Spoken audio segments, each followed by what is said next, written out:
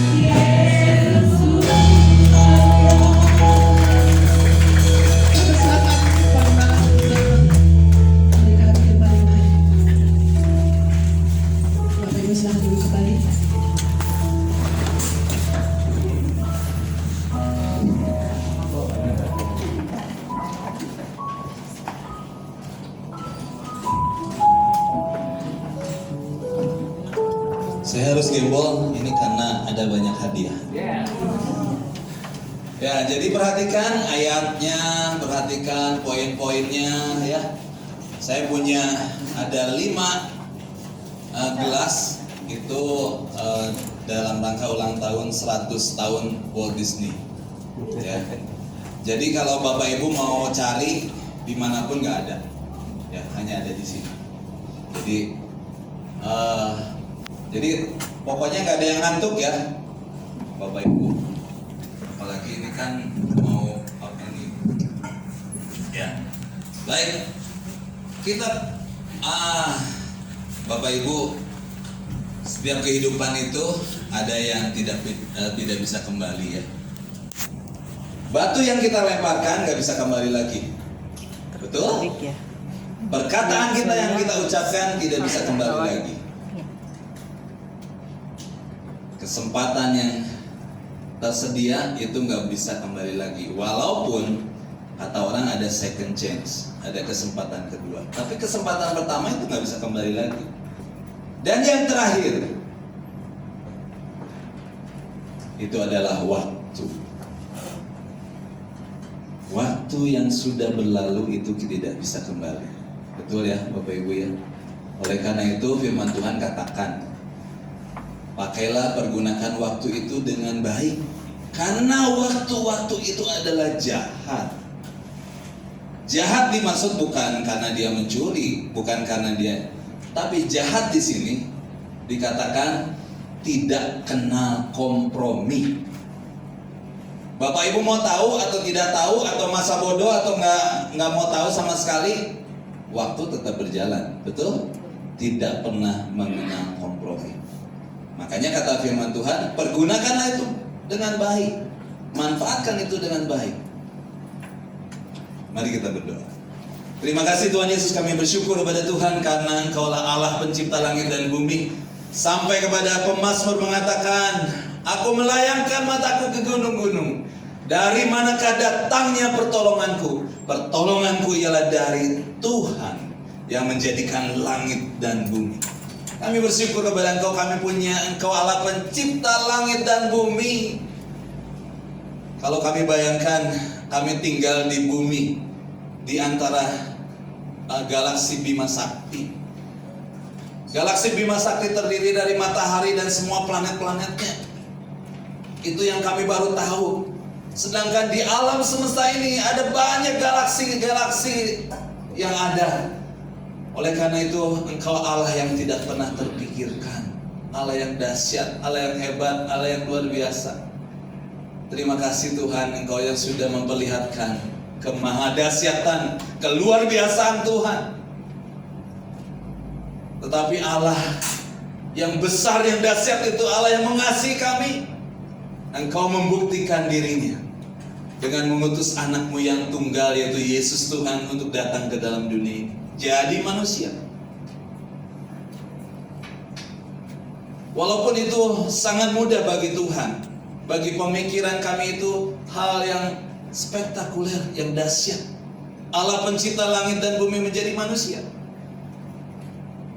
Hanya satu misinya, hanya satu visinya, untuk menyelamatkan manusia, untuk membebaskan manusia, untuk mencari orang-orang yang terhilang, supaya mereka menjadi umat Tuhan dan mereka dibenarkan dan dikuduskan menjadi kesayangan Tuhan. Terima kasih Bapa. Terima kasih Tuhan Yesus, pengorbanan yang begitu luar biasa. Bahkan Kau tidak pernah meninggalkan dan membiarkan kami. Allah yang transenden, Allah yang luar biasa, Allah yang dahsyat itu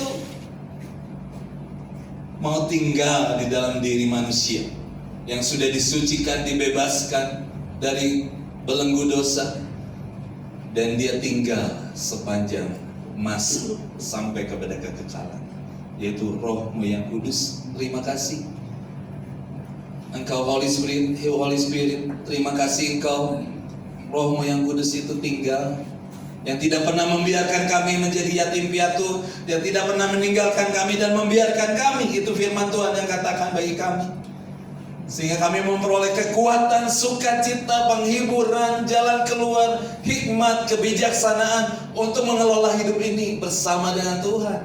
Terima kasih ya Bapak. Terima kasih Engkau Roh Kudus. Terpujilah Engkau. Kami tidak mau takut lagi. Kami tidak mau khawatir lagi.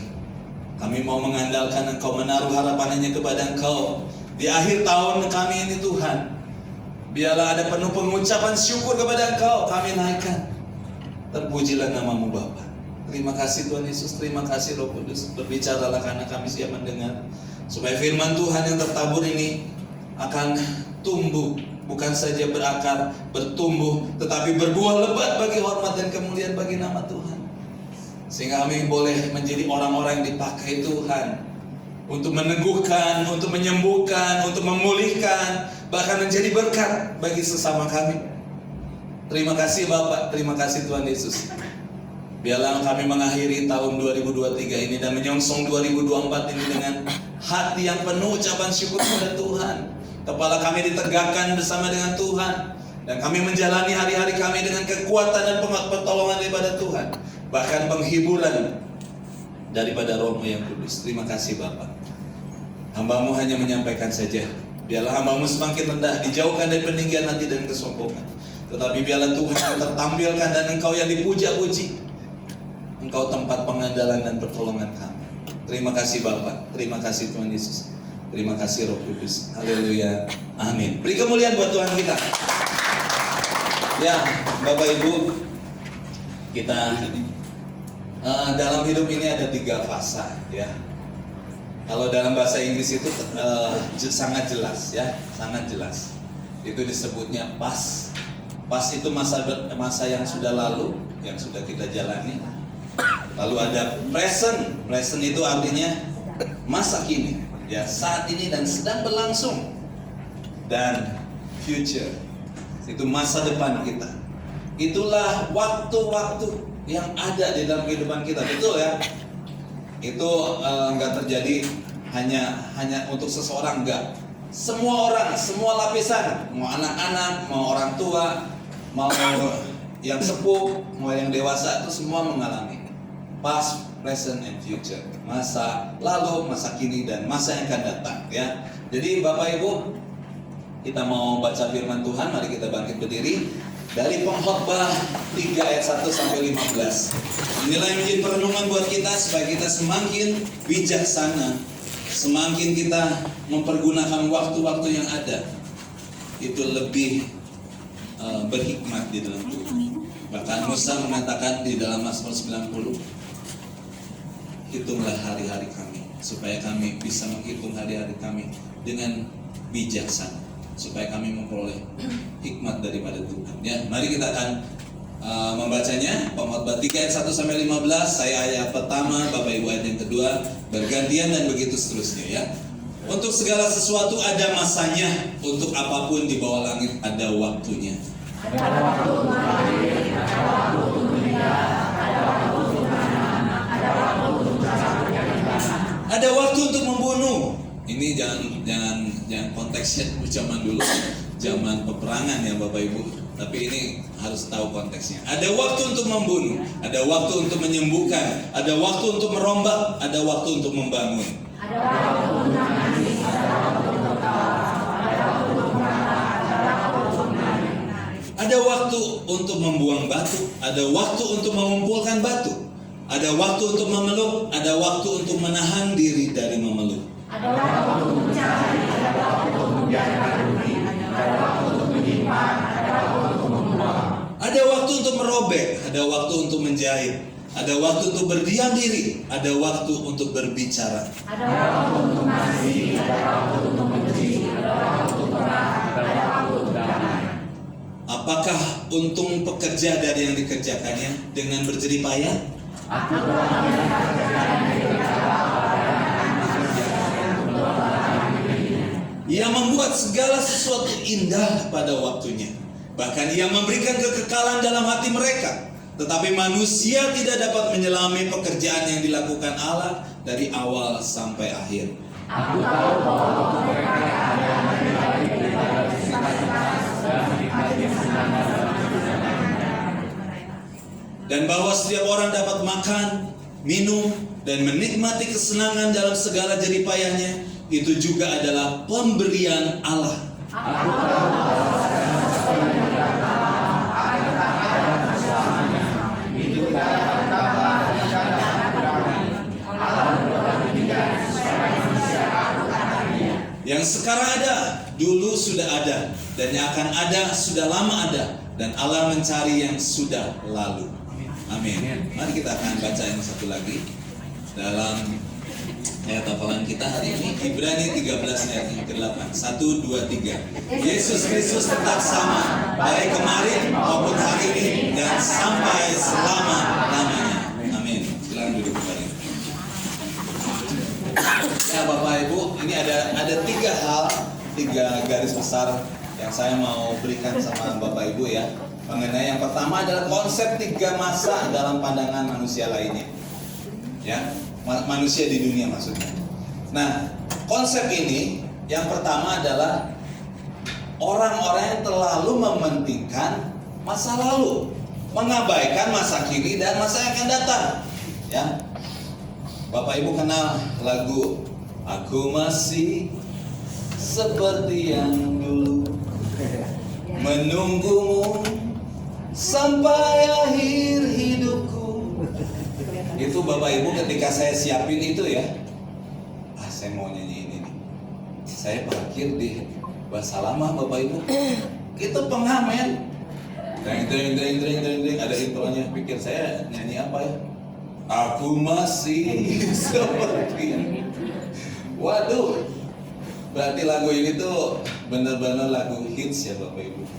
Tapi kalau Bapak Ibu perhatikan kata-katanya, syairnya, itu nggak masuk akal loh Bapak Ibu.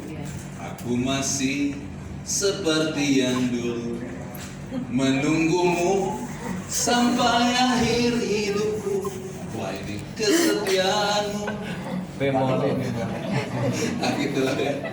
Nah ini lagu favoritnya. Kalau Bapak Ibu terus dengar terus lagu ini suka gitu, berarti itu sefrekuensi dengan usia saya.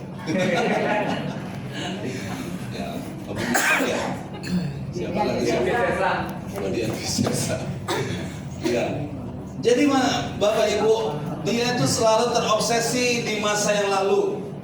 Kalau seorang supir, bayangkan kalau supir nyupir gitu ya, lihatnya kaca spion terus. Mau kaca spion yang di dalam, mau spion yang di kiri dan kanan, itu gimana ceritanya? Coba yang bisa nyupir ya. Terus kita lihatnya spion terus, ada apa ya di spion? Kiri, kanan, belakang gitu. Sambil dengan kecepatan 100 km per jam, bayangkan Bapak Ibu. Ya itu udah nggak usah cerita ya. Jangankan kita lihat itu microslip aja, kalau dalam kecepatan microslip tuh gini. Jadi kalau kita ngantuk banget, terus merem gitu, lelap sebentar, itu melencengnya udah jauh, sangat jauh Bapak Ibu. Makanya kecelakaan terjadi karena microslip. Kecelakaan terjadi kalau kita melihat hanya masa lalu dan masa lalu. Ada orang-orang bilang, orang-orang tua bilang, zaman ini mah kuno. Zaman ini zaman modern. Nggak mau saya, nggak mau kenal teknologi, ya, nggak mau yang namanya HP. Ya Bapak Ibu hidupnya di alam yang kuno gitu ya. Itu bisa Bapak Ibu, cuman Bapak Ibu nggak akan kepake. Ya. Ada orang di masa lalu, ada pengajaran orang-orang kuno, orang-orang tua yang pemikirannya kuno, lebih baik zaman dulu. Dulu nggak ada katanya video porno, nggak ada free sex, nggak ada yang namanya homo lesbian. Kata siapa juga ya.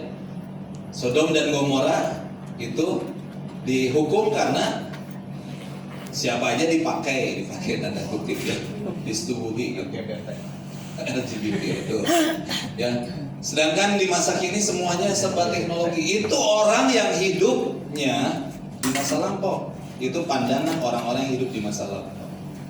Tetapi Rasul Paulus mengatakan di dalam Filipi 3 ayat 13, saudara-saudara aku sendiri tidak menganggap aku telah menangkapnya menangkap waktu dan kesempatan itu dari Bapak Ibu maksudnya. Tetapi ini yang kulakukan, aku melupakan apa yang telah di belakangku dan mengarahkan diri kepada apa yang di hadapanku. Ayat 14, dan berlari-lari kepada tujuan untuk memperoleh hadiah, yaitu panggilan sorgawi dari Allah dalam Kristus Yesus. Itulah pandangan Rasul Paulus. Ya, dia tidak berdiri, ada punya masa lalu. Masa lalunya itu dijelaskan ketika dia usia 8 hari dia sudah disunat dan lain sebagainya. Dia menjadi seorang yang luar biasa di bawah pengawasan dan pengajaran seorang guru besar Gamaliel. Dia dididik dalam hukum-hukum Taurat yang luar biasa. Dia punya masa lalu, Bapak Ibu, tapi itu tidak dia lihat terus-menerus. Itu menjadi evaluasi diri. Itu menjadi sesuatu yang membuat dia maju. Ya, bagaimana Bapak Ibu? Lihat spion terus. Aku masih seperti yang dulu, menunggumu sampai akhir hidupku, sampai jomblo. Enggak ada ya Bapak Ibu. Semoga itu tidak terjadi. Kalau ada, ya bertobat ya Bapak Ibu ya. Yang kedua, pandangan yang kedua adalah mementingkan masa kini, mengabaikan masa lalu dan masa depan. Nah, orang-orang yang kayak gini, orang-orang yang penuh dengan hedonis ya, penuh dengan kesenangan saat ini. Dia lupa dengan masa lalu, dia lupa dengan masa yang akan datang. Pokoknya hari ini. Sampai yang nyebutinnya adalah kalau muda itu foya-foya. Ya. Kalau orang tua jadi tua itu kaya raya. Nanti kalau mati masuk surga. Wah, hebat ya slogannya. Itu slogan orang-orang hedonis. Dia nggak mikirin masa lalu, dia nggak mengabaikan masa yang akan datang. Dan banyak anak-anak muda, terutama juga anak-anak muda Kristen ya, merasa hidup ini nggak boleh terkungkung dengan masa lalu. Harus bebas sebebas-bebasnya sampai kumpul kebo. Ya, tidak lagi melihat norma-normanya. Ya, tidak menjaga kekudusan hidupnya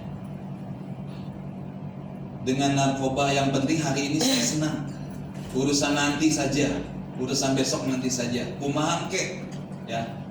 Kalau dibalikin kek kumaha. Nah itu harus dipikirkan di masa yang akan datang. Ya, kadang-kadang musik gereja pun, ya memang musik gereja jangan pikir Bapak Ibu semuanya itu rohani, tidak ya Bapak Ibu ya. Ada juga musik gereja yang keluar daripada jalur Alkitab Bapak Ibu, jadi harus hati-hati juga. Ya, dia nggak mau terkungkung dengan waduh lagu-lagunya, gitu ya, nggak mau. Padahal lagu-lagu himne itu ditulis, dikarang dengan pemikiran yang dalam, dengan pengalaman yang dalam, bersama dengan Tuhan dan di dalam otoritas Alkitab loh Bapak Ibu. Coba kalau Bapak Ibu nanti lihat ya kidung-kidung jemaat itu dari pengalaman kebersamaannya dengan Tuhan. Nah itu dia nggak mau yang gitu. Pokoknya kalau lagu pujian itu harus lagu baru gitu ya, yang tidak lagi dia lihat apapun, pokoknya iramanya enak dan lain sebagainya. Hati-hati Bapak Ibu untuk seperti itu. Ada juga lagu-lagu ya, musik dunia ini itu mencerminkan pemberontakan ya. Ada banyak. Jadi kalau ada lagu-lagu ini enak, tapi syairnya kadang-kadang anak saya bilang gak usah lah syairnya, yang penting enaknya gitu.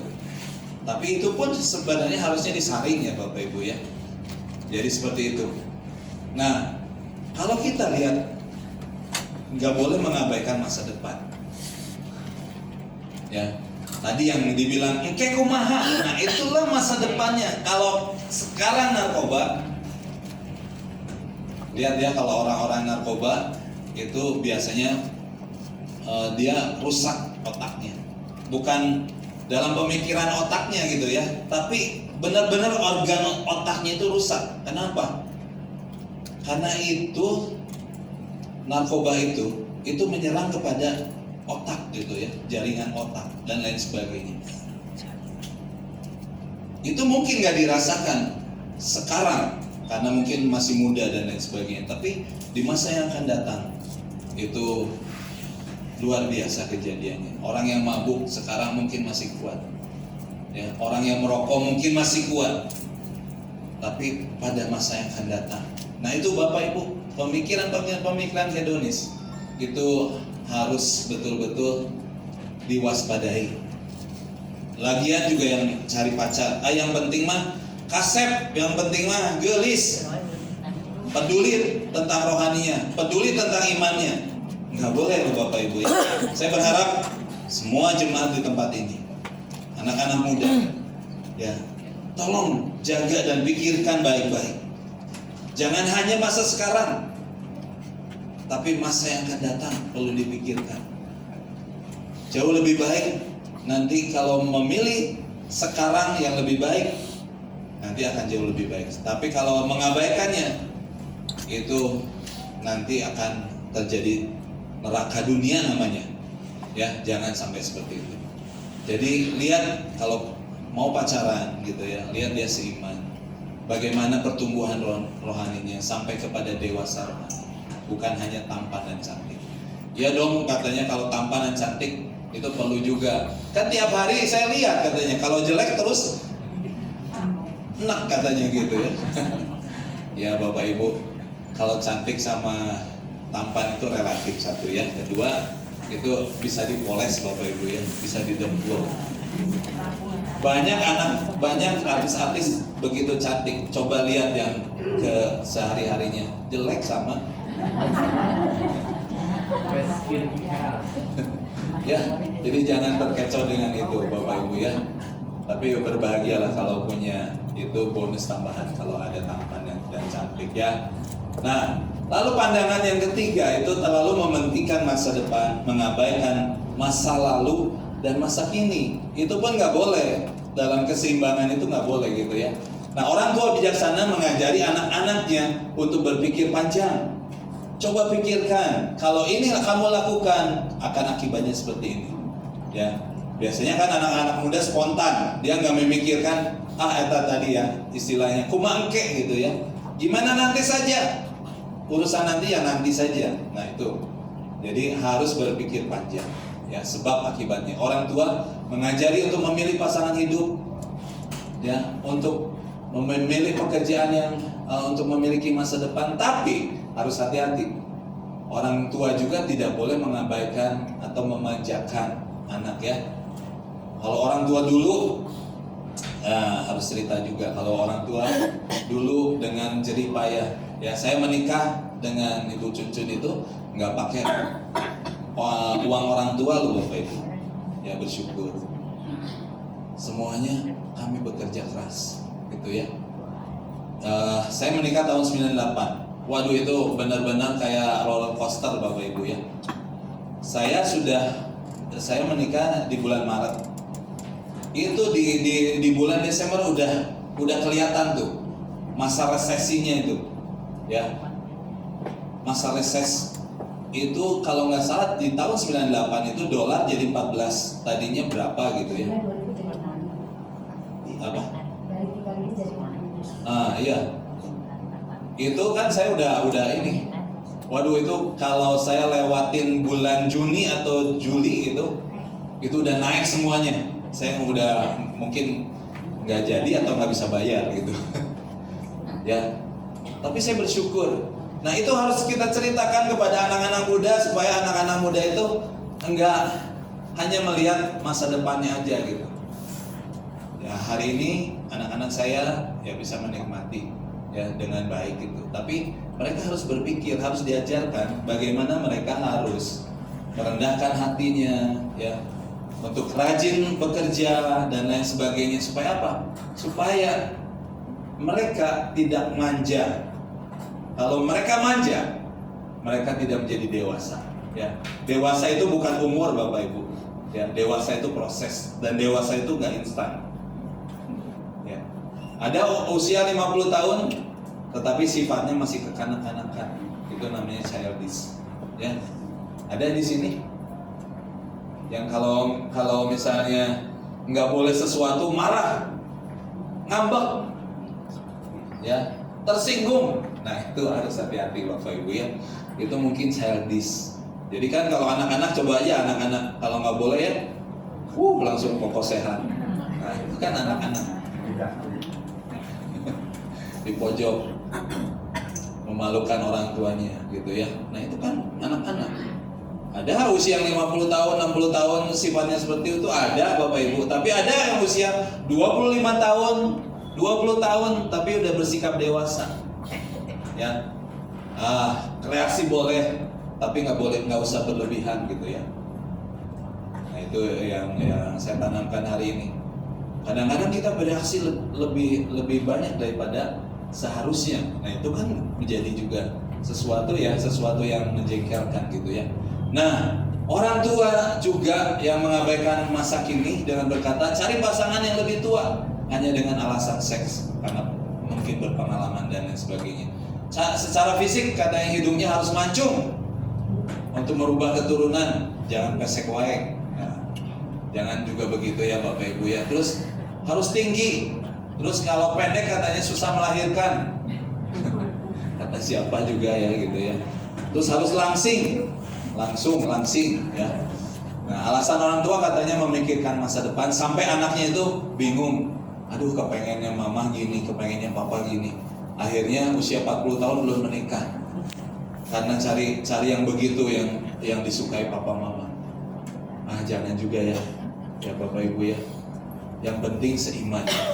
Yang penting dewasa rohaninya. Takut akan Tuhan itu jauh lebih penting daripada sekedar fisik. Ya saya bilang ketika kalau saya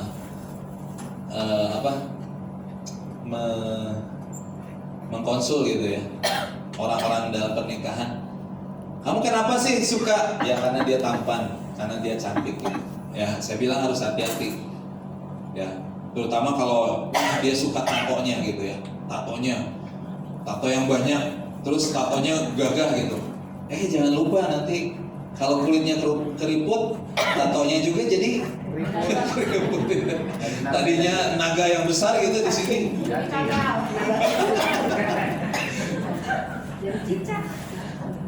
Ya jadi harus hati-hati Bapak Ibu ya. Saya bilang lebih baik kamu cari sesuatu yang ada di dalamnya gitu ya. Jadi jangan terkungkung dengan hal seperti itu ya. Jadi akibatnya juga anak-anak tidak menikah. Itu kasihan banget ya Bapak Ibu ya. Dengan alasan katanya memikirkan masa depan. Itu bukan masa depan anak kita. Ya, biarkan mereka berkembang. Biarkan kita yang penting kita jagain dengan doa dan permohonan kepada Tuhan. Betul nggak? Lebih baik kan? Jauh lebih baik daripada harus ini, harus itu, harus ini dan harus itu gitu. Dan kadang-kadang saya memikirkan ini yang nikah siapa, yang menjalani hidupnya siapa gitu ya. Dan seharusnya seperti itu. Nah Bapak Ibu, garis besar yang kedua adalah kita harus melihat bahwa 3 masa itu adalah rancangan Tuhan ya. Jadi yang pertama, Allah adalah pencipta 3 masa itu ya. Jadi jelas ya Bapak Ibu ya, waktu itu Tuhan yang berikan, Tuhan yang mengizinkan segala sesuatu, Tuhan yang menciptakan waktu, dan Dia memiliki tujuan khusus bagi umatnya itu supaya umatnya menebus waktu mereka untuk memuliakan Tuhan. Jadi saya sudah bilang ya, waktu-waktu itu jahat, waktu itu tidak kenal kompromi. Tuhan mau supaya Bapak Ibu mempergunakan waktu itu dengan baik. Nah, nanti di penghujung khotbah ini, Bapak Ibu, kalau ada yang sudah menulis ya di rumah, apa masa lalu yang mau ditinggalkan boleh kita akan masukkan, kita akan doakan. Dan masa yang akan datang, harapan-harapannya bisa ditulis. Nanti kalau belum ada, saya bawa kertasnya dan Bapak Ibu bisa tulis ya. Nah Bapak Ibu menebus waktu mereka untuk memuliakan Tuhan, menghargainya, untuk supaya mereka bisa menyembah Allah sebagai pencipta 3 masa. Itu yang paling penting. Berkat di dalam bilangan, dalam Imamat pasalnya ke-6 ya. bilangan 26. Itu berkat ada dalam hidup kita kalau kita itu setia dan taat kepada firman-Nya. Itu saja loh Bapak Ibu. Tuntutan Tuhan enggak banyak. Kamu harus ini, kamu harus itu, enggak. Tuntutan Tuhan adalah kamu taat dan setia kepada firman-Nya, itu saja. Maka itu jeng-jerengannya banyak loh, berkat-berkatnya banyak. Nanti bisa dibaca ya, berkat dan kutuk. Nah, sebaliknya, kalau kita tidak taat, tidak setia, itu hanya ada kutuk di dalamnya, dan rangkaian kutuknya juga dijelaskan di situ. Ya. Jadi bagaimana Bapak Ibu menebus 3 masa untuk memuliakan Tuhan, mempergunakan masing-masing masa itu secara utuh untuk memuliakan Tuhan. Dalam Roma 11 ayat 36, sebab segala sesuatu itu dari Dia dan oleh Dia dan kepada Dia. Bagi Dialah kemuliaan sampai selama-lamanya. Ya. Jadi ingat ya Bapak Ibu ya, bahwa Allah menciptakan 3 masa itu. Yang kedua, Allah yang memelihara masa itu, 3 masa itu. Ya, Alkitab berkata bahwa ada 6 hari lamanya. Yang menciptakan langit dan bumi beserta isinya. Di hari ke-7 Ia memberkati ciptaannya, dan secara otomatis Dia memelihara ciptaannya. Ya. Jadi Bapak Ibu, hari ini Bapak Ibu harus melihat waktu itu adalah Allah ciptakan, tetapi Allah juga memelihara kita melalui waktu itu. Nah, ada tulisan history ya. Kalau diplesetin sedikit, itu hisnya dipisahkan dengan story.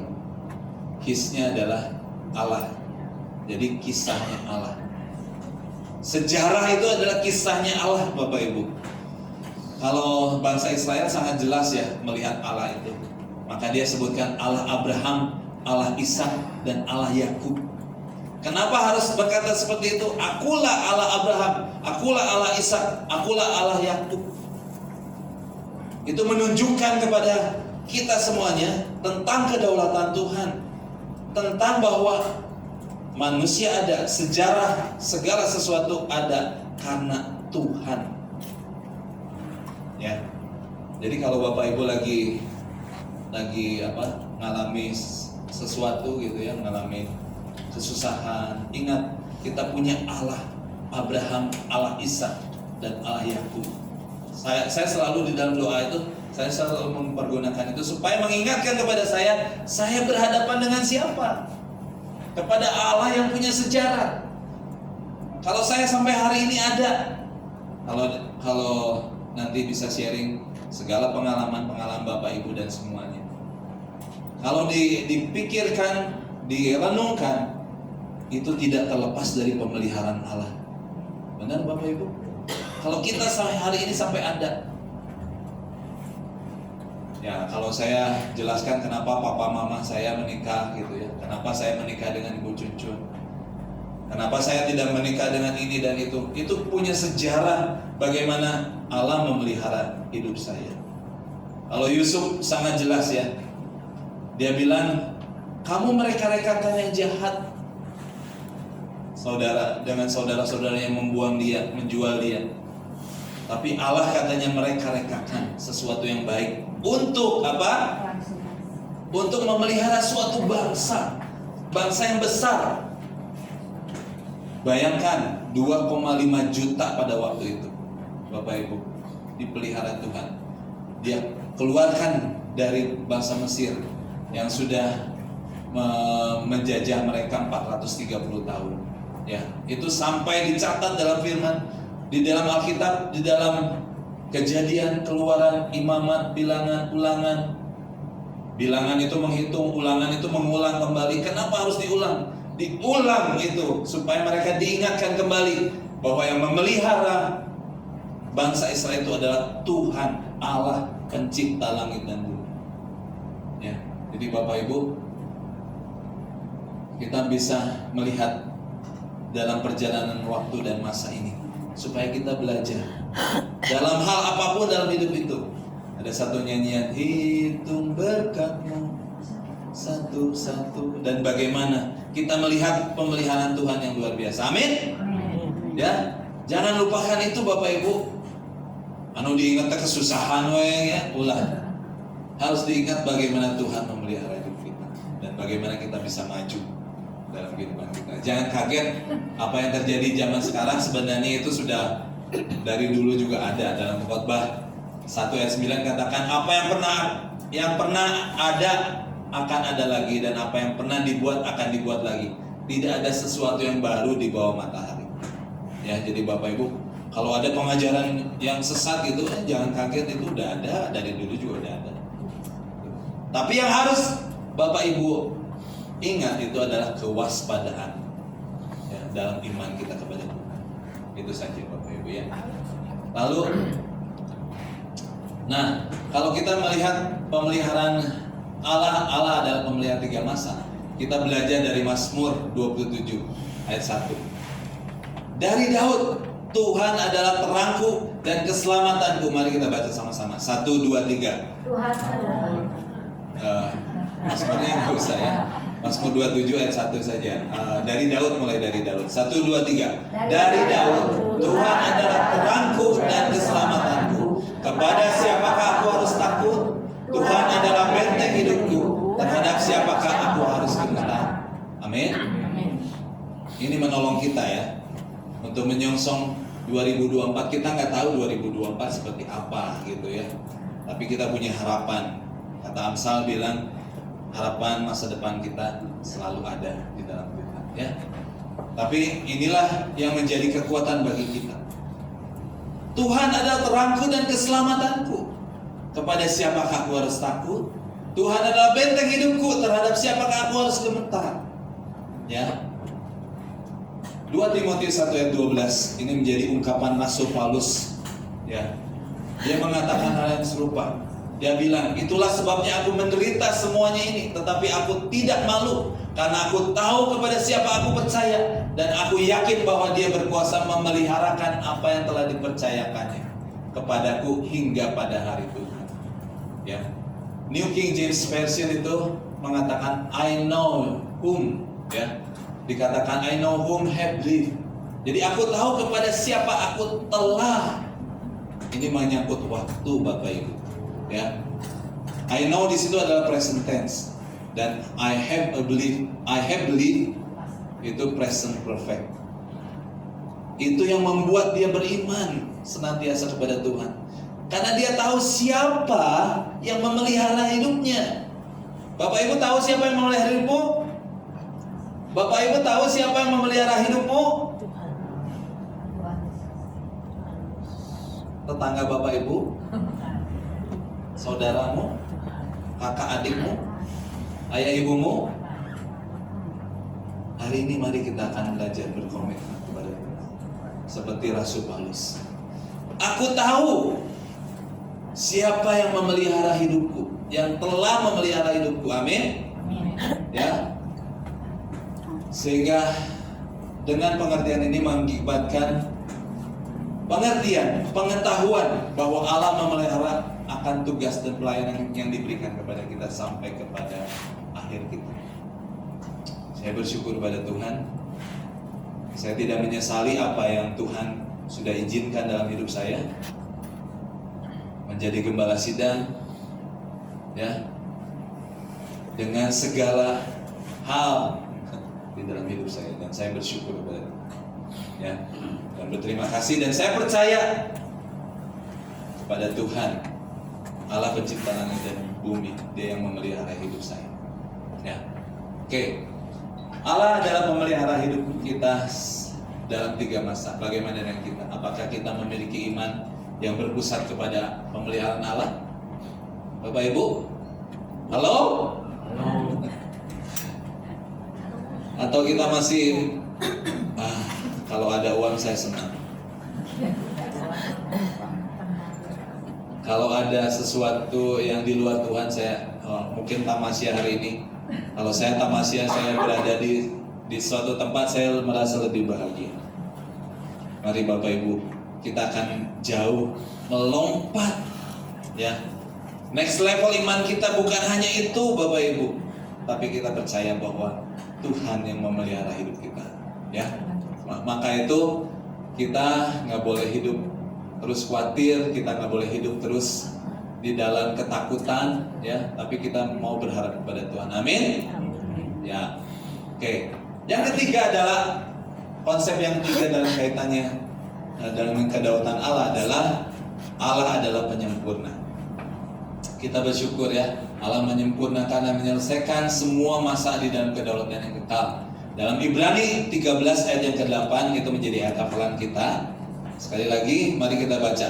1, 2, 3. Yesus Kristus tetap sama, baik kemarin maupun hari ini dan sampai selama-lamanya. Pegang itu baik-baik Bapak Ibu.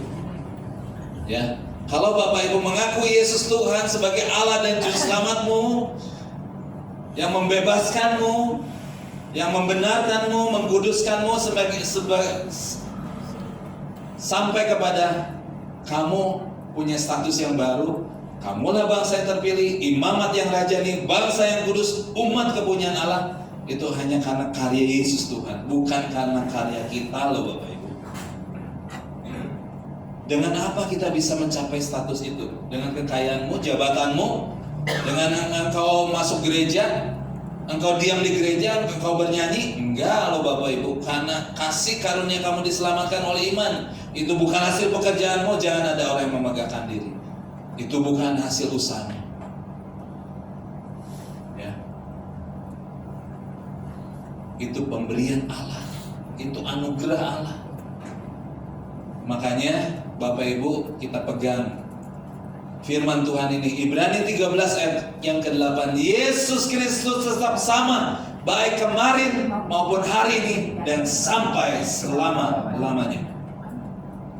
Dialah yang menyempurnakan kita. Dia yang mau datang ke dalam dunia ini. Ya, dengan misinya hanya satu, misinya menyelamatkan manusia. Dengan mati di atas kayu salib, bangkit pada hari yang ketiga. Itulah penebusan. Tetapi tidak hanya diam seperti itu Bapak Ibu Tuhan Yesus kita ini. 40 hari setelah kebangkitannya dia naik ke surga. Untuk apa?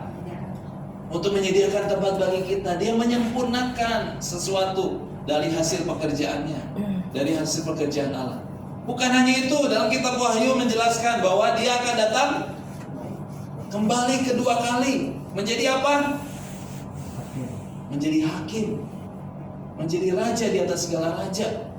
Seperti apa yang dimaksudkan bangsa Israel hari ini, bahwa Yesus Tuhan, ya, mereka menantikan Mesias itu yang akan membebaskan mereka dari penjajahan Romawi. Pada waktu itu mereka berpikir seperti itu. Padahal Yesus datang untuk membebaskan bukan hanya secara fisik, tetapi secara roh sampai kepada kekekalan. Sampai dibilangkan Yohanes 10 ayat 10 katakan, Aku datang untuk memberi hidup, bahkan hidup yang berkelimpahan. Zoe bukan bios. Zoe itu adalah hidup yang sampai kepada kekekalan. Itu Zoe Bapak Ibu. Jadi kita layak